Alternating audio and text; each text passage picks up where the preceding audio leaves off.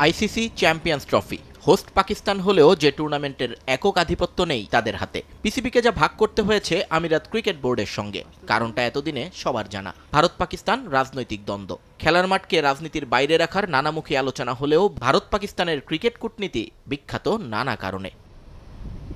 আর এবারের চ্যাম্পিয়ন্স ট্রফির ভেন্যু নিয়ে যে পরিমাণ নাটক হয়েছে তা ছাড়িয়ে গেছে অতীতের সব ঝামেলাকে। তবে স্বস্তির খবর, অবশেষে ঠিক হয়ে গেছে সবকিছু।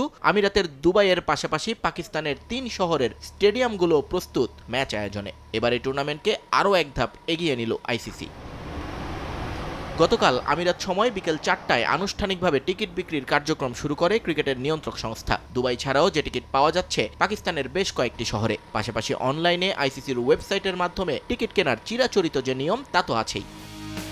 তবে টিকিট বিক্রির শুরুতেই বড় চমক দেখিয়েছেন ভারতীয় সমর্থকরা। তাদের কর্মকাণ্ড দেখে মনে হয়েছে সবাই যেন অপেক্ষায় ছিলেন এই মাহেন্দ্রক্ষণের। তাই তো টিকিট ছাড়া মাত্রই হামলে পড়েন তারা। ভারতীয় গণমাধ্যম Hindustan Times, Times of India সহ সবার দাবি মুহূর্তেই শেষ হয়ে গেছে ভারত পাকিস্তান হাই ভোল্টেজ ম্যাচের টিকিট। 23শে ফেব্রুয়ারির এই ম্যাচ নিয়ে দর্শকদের আগ্রহ সবচেয়ে বেশি থাকবে, এটাই স্বাভাবিক। আইসিসির আসর ছাড়া যে এই দুই চিরপ্রতিদ্বন্দ্বীকে দেখতে পাওয়া যায় না ক্রিকেট মাঠে, কিন্তু টিকিট বিক্রির এই গতি এরপরও অবাক করেছে আইসিসিকে। মাত্র মিনিট খানেকের মধ্যেই নাকি শেষ সব। পরে ভারত বাংলাদেশ ম্যাচ নিয়েও দেখা যায় একই রকম আগ্রহ। পাকিস্তান ম্যাচের মতো এতটা পাগলপাড়া না হলেও টাইগারদের বিপক্ষে টিম ইন্ডিয়ার সব টিকিট শেষ হতে সময় লাগে 1 ঘন্টা।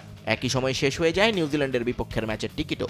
এমনকি ভারত সেমিফাইনালে উঠবে সেই বিশ্বাস থেকে 4 মার্চের সেমির টিকিটও শেষ হয়ে গেছে 1 মাস আগেই। দুবাই আন্তর্জাতিক স্টেডিয়ামে দর্শক ধারণ ক্ষমতা মাত্র 25,000। তাই অপেক্ষা করেও অনলাইনে টিকিট পাননি অনেকে। অনলাইনে না হলেও পাকিস্তানের টিকিট বুথগুলোতে দেখা গেছে দর্শকদের লম্বা লাইন। রাওয়ালপিন্ডির বাংলাদেশ পাকিস্তান ম্যাচ নিয়ে আলাদা আগ্রহ ছিল সমর্থকদের মধ্যে। সেই ম্যাচের টিকিট ইতোমধ্যে শেষ হয়ে গেছে বলে জানিয়েছে সংশ্লিষ্ট কর্তৃপক্ষ।